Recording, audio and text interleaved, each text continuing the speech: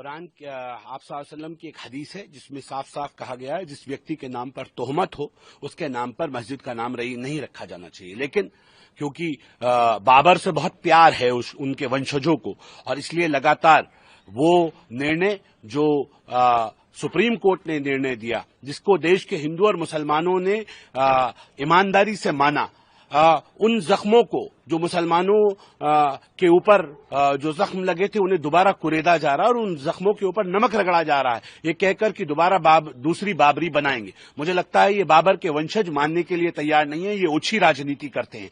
और लगातार हम देख रहे हैं कि किस तरह से चाहे असदुद्दीन ओवैसी हो या और तथाकथित मुस्लिम नेता हो, वो जो लगातार चीख चीख के चिल्ला के कहते हैं कि ये राम जो ताजमहल है या जो लाल किला है ये गवाही दे रहे हैं चीख चीख करके हमने यहाँ 700-800 साल हुकूमत की। अरे तो तुमने की होगी, तुम्हारे वंशज हैं ये आक्रांता, हमारे बड़ों ने नहीं की, उनकी पहचान होगी, हमारी नहीं है।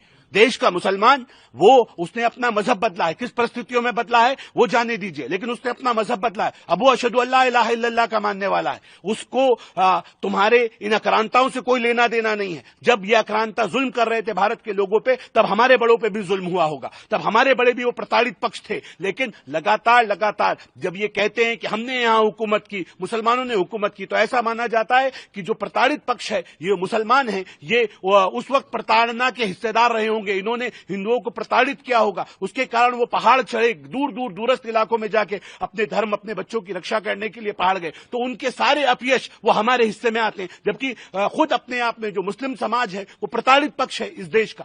उसने ईश्वर को मानने का तरीका बदल दिया, वो निराकार को मान रहा है, कोई उसके भाई आकार को मान रहे हैं। हमने अशहदु अल्ला इलाहा इल्लल्लाह को मानने वाला मुसलमान हो गया, वो एक नबी एक कुरान को मानता है। लेकिन इसका मतलब ये नहीं है कि हम श्री राम का अपमान बर्दाश्त करेंगे, हम श्री कृष्ण का अपमान बर्दाश्त करेंगे। आखिर हम एक डीएनए हैं, हम भारतीय डीएनए हैं, हम हिंदी मुसलमान हैं, हम अरब नहीं हैं, हम मंगोल नहीं हैं, हम अफगान नहीं हैं। लेकिन लगातार जो ये लोग अपने आप को कोई बुखारी कहता है, कोई मदनी कहता है, कोई ओवैसी कहता है, कोई निजाम कहता है, कोई सैयद बताता है, ये सारे लोग बाहरी हैं। इसलिए अपनी आइडेंटिटी को बचाने के लिए वो भारत के मुसलमान को भारतीय होने से बार बार रोकने के ये निरर्थक प्रयास करते हैं। और उनकी तमाम ये जो बाबर चिल्ला रहा है, किसी कीमत पर हम देश में दूसरी बाबरी बर्दाश्त नहीं करेंगे, किसी कीमत पर भी। कौन बाबर? वो आक्रांता जिसने जुल्म किया भारत के लोगों पर, उसके नाम पे ऐसा जो मोह आ रहा है।